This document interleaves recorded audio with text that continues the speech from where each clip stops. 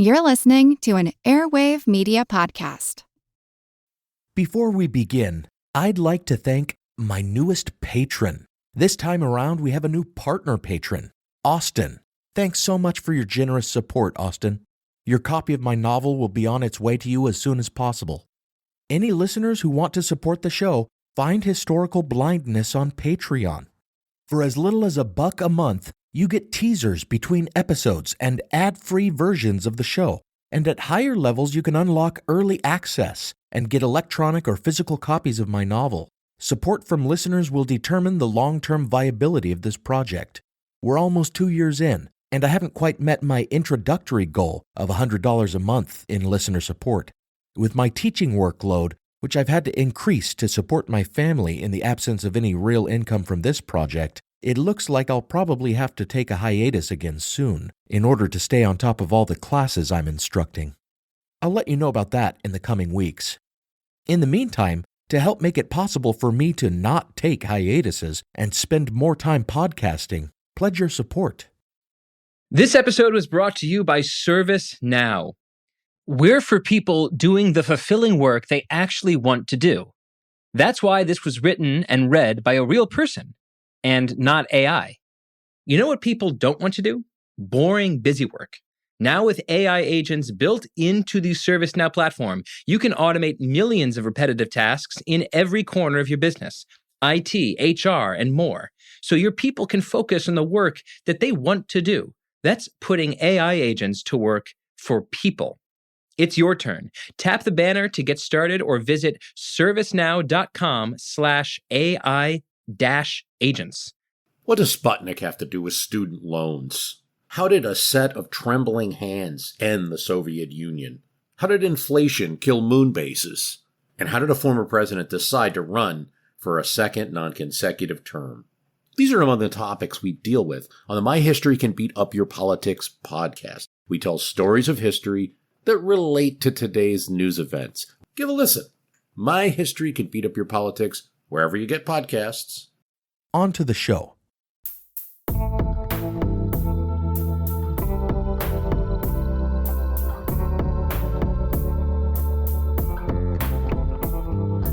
Welcome to Historical Blindness, the Odd Past podcast. I'll be your art dealer today at this showing of curious outsider art. Some say the artist was crazy, some that he was just imaginative, and some that he held great secrets. In this episode, we'll delve back into the lore of mystery airships.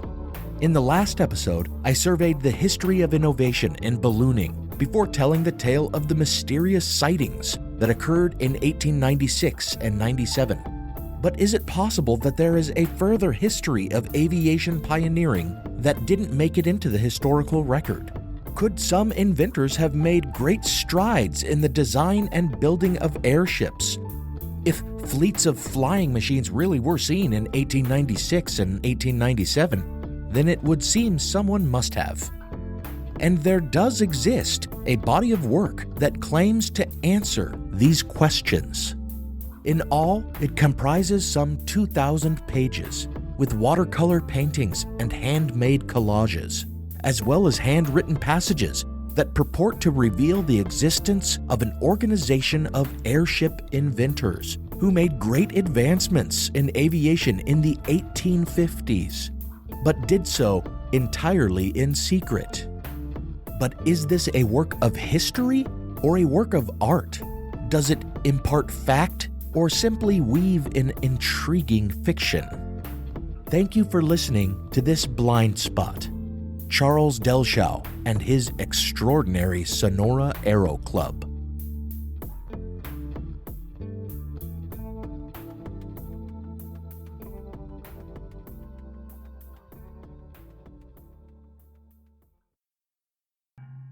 The work began around the turn of the 20th century.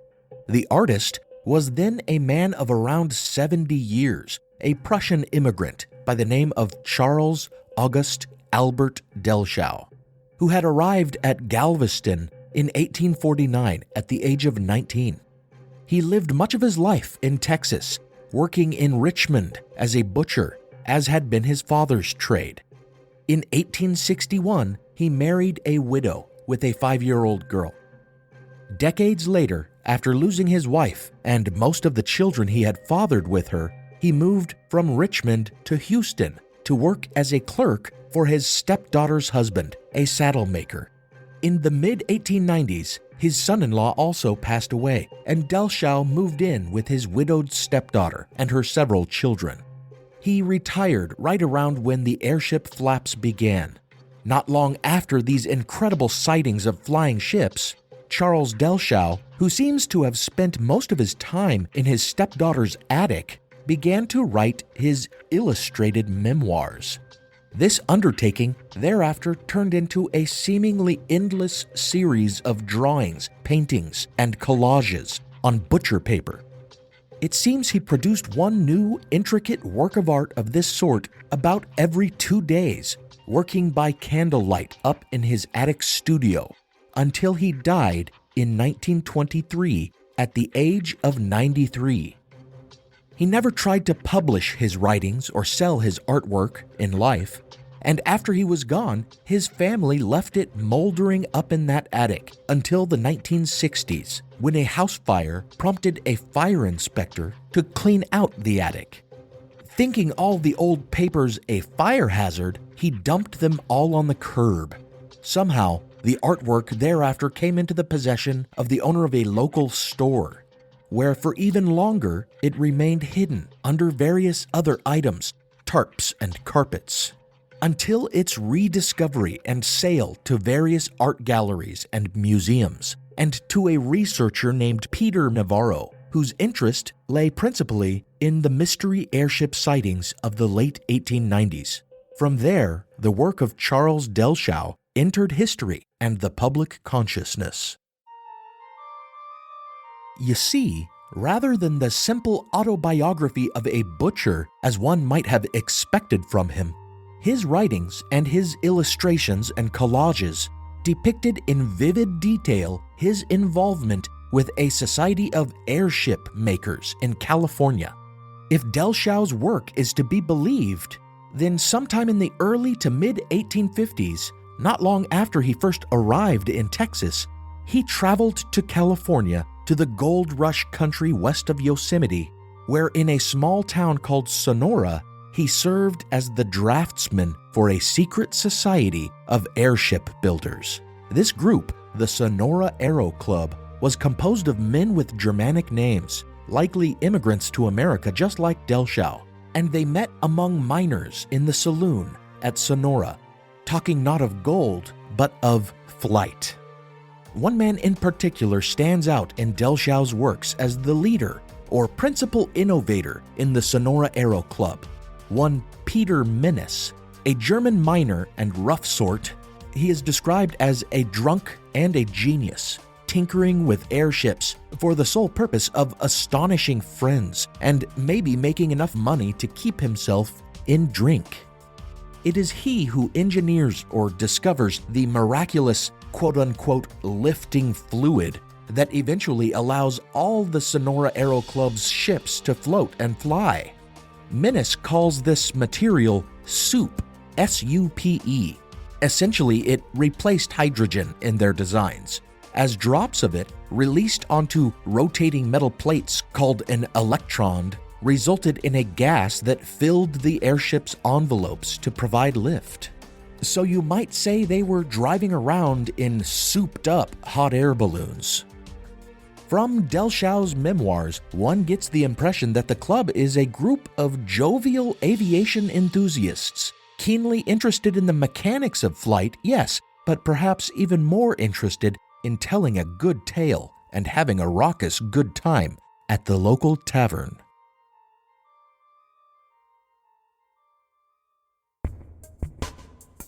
But there is mystery and intrigue in Dellschau's club as well, for theirs was a secret society, and their undertakings performed under a strict code of silence. In one margin among the many tales told in scrawled annotations on his paintings, he tells of an airship pilot that the club suspected was taking payment for transporting cargo, and how the club orchestrated the crash of his vessel in retaliation. There is mention of members being forbidden to build the ships they had designed because they had been sharing too much information with people outside the club, and of a nosy boarding house owner who tried to eavesdrop on their meetings and got stranded on a cliff for her snooping. When ships were built, they had to be disguised as wagons so that no one who saw them would think anything of them. Indeed, even half a century later, Dellschau didn't seem entirely comfortable writing about the secrets of the Aero Club. So some of his work is written in code, which of course is very odd for a memoir or a history. Some details that we have come from the researcher Peter Navarro, who claims to have cracked Dellschau's code after years of studying his work. According to Navarro, one prominent coded phrase, seemingly in Greek characters, delta mu equals chi phi, represents the name of a mysterious organization that financed or somehow otherwise supported or made possible the innovations of the Sonora Aero Club. Navarro says this phrase decodes to NYMZA, N-Y-M-Z-A, although no one really knows what that acronym might stand for. Other researchers suggest that these coded portions were only responses to the Great War in Europe that Dellschau introduced after 1914, as though he had to keep things secret in a time of war. And judging from the context, they seem to just be a code for the name of the club itself. But that hasn't stopped the shadowy NYMZA from becoming a dark and looming entity that casts its shadow over the entire legend, a development we will explore shortly.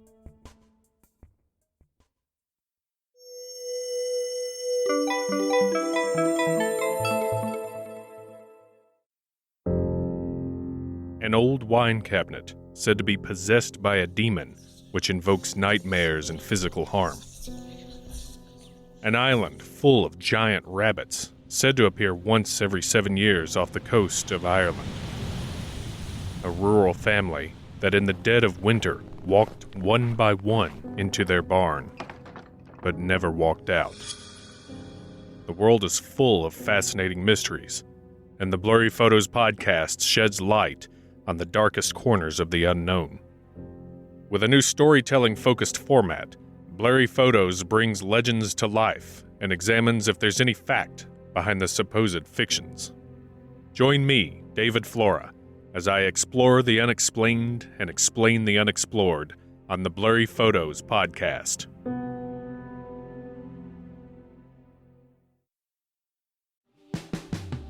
Every summer, I'm careful to avoid getting burned. My summer plans always include applying sunscreen so I can attend barbecues and protests without worrying about getting scorched. And when I make my plans by making phone calls, I also don't want to get burned by an outrageous wireless bill. That's why I switched to a Mint Mobile plan and saved enough to take a summer vacation.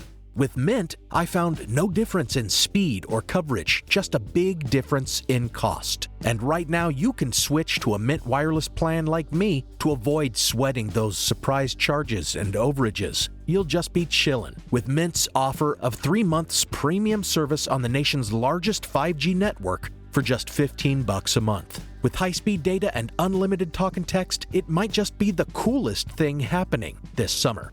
This year, skip breaking a sweat and breaking the bank. Get this new customer offer and your 3-month unlimited wireless plan for just $15 a month at mintmobile.com/blindness. That's mintmobile.com/blindness.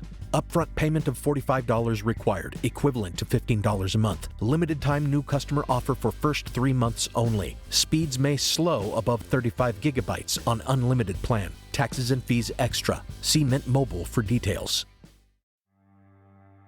As listeners of Historical Blindness, you're no strangers to the fact that history is a lens through which we can better understand the present. Or as Shakespeare put it, what's past is prologue. History is the indispensable context without which we cannot hope to truly understand current events. You understand that, and so do the creators of the American Scandal podcast. Every season, they immerse listeners in the biggest controversies in U.S. history, helping us understand America's dark side and learn from its troubled past. Its latest season, Ruby Ridge Standoff, delves into an incident that sowed the seeds for the rise of the modern radical right. It transports you to 1992, where in a remote corner of Idaho, federal law enforcement surround a small cabin. They've come for Randy Weaver, a survivalist who took his family to the mountains in anticipation of the apocalypse.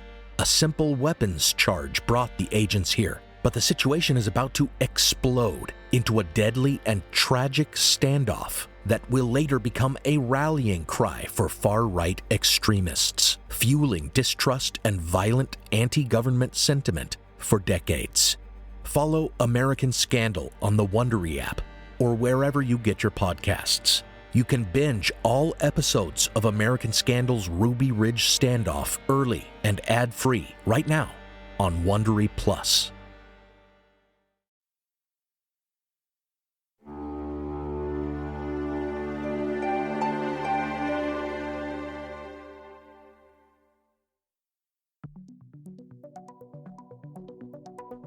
As Dellschau tells it, this was a golden era of aviation in the deep gold country of California. Members of the club held forth about their designs in their secret meetings behind their boarding house. They traveled the roads in airships disguised as covered wagons, waiting until no one was around so they could take flight and go on extended voyages through the skies, sleeping and eating their meals high up in the clouds. But as with all good things, the club eventually came to an end. Crashes are not uncommon in his stories about the club, a fact which really lends his tales authenticity or verisimilitude. For example, one story tells of an Aero being commandeered by a pilot who was not up to the task and drove the ship right into a redwood and broke his neck. For the most part, though, the club easily recovered from such accidents. But when, in the 1860s, Peter Menace himself died in a fiery crash, the secret of his lifting fluid died with him. Apparently, the club floundered for some time, trying to recreate Menace's miraculous substance. But in the end, club members went their separate ways, like Dellschau, who ended up back in Texas, if you believe his stories, content to marry and work for 26 years as a butcher after all the profound adventures he had experienced. Now, some would argue that this was not the end of the Aero Club, and would suggest that after 30 to 40 years of experimentation, former members must have finally perfected the soup, resulting in the appearance of all those many airships in the 1890s. And these believers will likely point to some recognizable names in Dellschau's work, suggesting that a Smith that Dellschau mentions must be the same Smith that patented an airship design in 1896, or that a Wilson he refers to is likely the same Wilson mentioned in the series of Texas airship sightings. But these are common names being linked to persons decades and many miles apart. There is only one concrete piece of evidence remaining that the Aero Club existed, and it is the artwork of Charles A. Dellschau, which cannot be taken as definitive proof.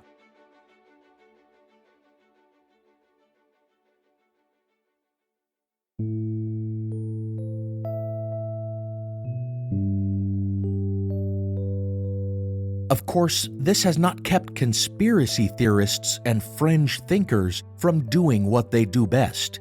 And now the Sonora Aero Club is all tied up with a variety of outlandish ideas with little basis in fact. Take the books and articles of Walter Bosley, for an example. Bosley claims that not only was the Aero Club real, but that the reason why their technology never went mainstream, so to speak, and simply disappeared after the airship sightings, was that this represented the beginning of a breakaway civilization. If you are unfamiliar with the idea of breakaway civilizations, think about bad sci-fi in which Nazis developed advanced technology and then withdrew from the world to start their own society in Antarctica or within the hollow earth or on the moon. It's wild stuff, and Bosley doesn't hesitate to draw connections between the Aero Club and its financiers, NIMSA, and the Nazis with their rumored experimental aircraft, the Nazi Bell. In fact, drawing connecting lines is what Bosley does, even when there are no dots to connect. He suggests that in 1903, when the Wright brothers were struggling to get their plane off the ground, a rumored airship flight to Mars actually did take place using technology from Nikola Tesla, and that this represents the beginning of another breakaway group. What's more than that, he even manages to bring Donald Trump into the conspiracy, pointing out that one Dellschau painting has the name Homer Trump below a particular ship, suggesting that maybe one of Donald Trump's relatives was part of the Aero Club, and further pointing out that Trump's uncle, John G. Trump, was one of the FBI agents who went through Tesla's documents after he died, hinting at some kind of cloak and dagger intrigue between these two rival breakaway civilizations. But even Walter Bosley himself seems to have embraced his critics' biggest complaint against his theories and freely admits that he engages in, quote, wild-ass speculation, end quote. The fact is, though, that elements of Dellschau's story invite speculation as to its authenticity. It has been observed that the machinery he drew was very precise, and that he used the same mechanisms over and over again, which would likely be the case if inventors were building their designs on previous iterations. Does this just represent a lack of imagination on Dellschau's part, or is it a stroke of realism? It can hardly be said when looking at his work that he lacked imagination, and this may actually be a mark against the veracity of his stories, for many of the stories in his early memoirs are ridiculous, featuring a very fictive protagonist-antagonist relationship between Peter Menace and an obese foil named Christian Axel von Remmeling, who crashes his airship and thereafter becomes the butt of various pranks. Indeed, the simple fact that Dellschau purports to remember verbatim the words spoken so many years ago is itself suspect. Like when he goes into some of Menace's speeches, such as when Menace tells of a dream he has, and it becomes a narrative about rescuing the corpulent Remmeling from the moon.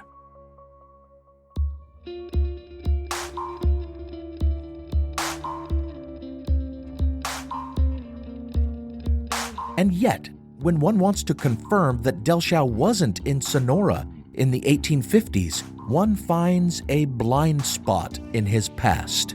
No one seems able to confirm his whereabouts between his arrival at Galveston in 1849 and his marriage in Richmond in 1861. But likewise, no one has been able to dig up any historical evidence of any of the principal characters ever having lived around Sonora at the time either. And even if this evidence were ever discovered, wouldn't it be easier to believe that these were just some pranksters spouting off at a saloon, maybe something akin to the ancient and honorable Order of E. Clampus Vitus, that drinking club and parody of a fraternal organization called the Clampers, which was active in Sonora at the time and is known for its pranks and false mythology? And in the same way, isn't it easier to believe that after the airship sighting hysteria and during the decades of genuine aviation breakthroughs afterward, this old man undertook an ingenious art project, rather than that at 20 years of age, fresh in the country, and with no experience doing anything other than carving meat, this young man was spirited away to California to serve as the draftsman for a secret society of balloonists with near magical technology. Then again, I suppose, just because something is easier to believe doesn't always make it true.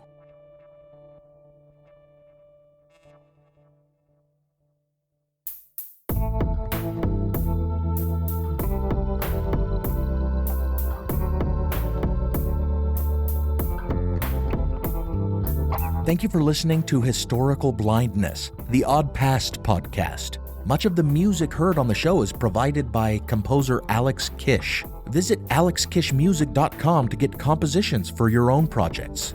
As always, a huge thanks goes out to my partner patrons on Patreon: Michael, Robert, Diane, Joe, and Austin. You're my muses as I sit up in this attic pasting newspaper clippings together into art. Find me on Patreon to support the show and get some perks, such as access to ad-free episodes, teasers, and early episode release. Also, visit the website to browse the show's merch, check out the reading list, and click through to Amazon to buy my novel about the beginning of Mormonism in early 19th century New York and its connection to Masonic conspiracy. If you buy and read the novel, give me a review on Amazon. And if you're able to, rate and review the show on whatever app you use, as that can really help people discover the show. Until next time, if you find a piece of art heaped on the curb, in a junkyard, or at a garage sale, buy it and display it by all means. But look into it further before you call it history.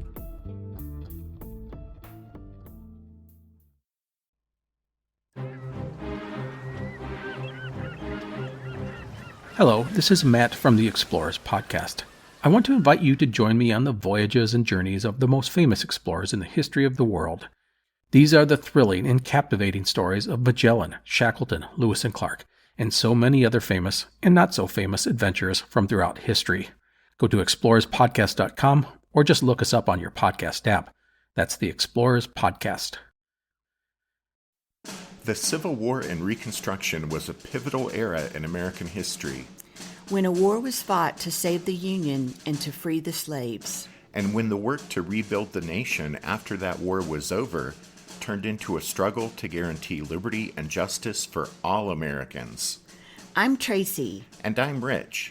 And we want to invite you to join us as we take an in-depth look at this pivotal era in American history.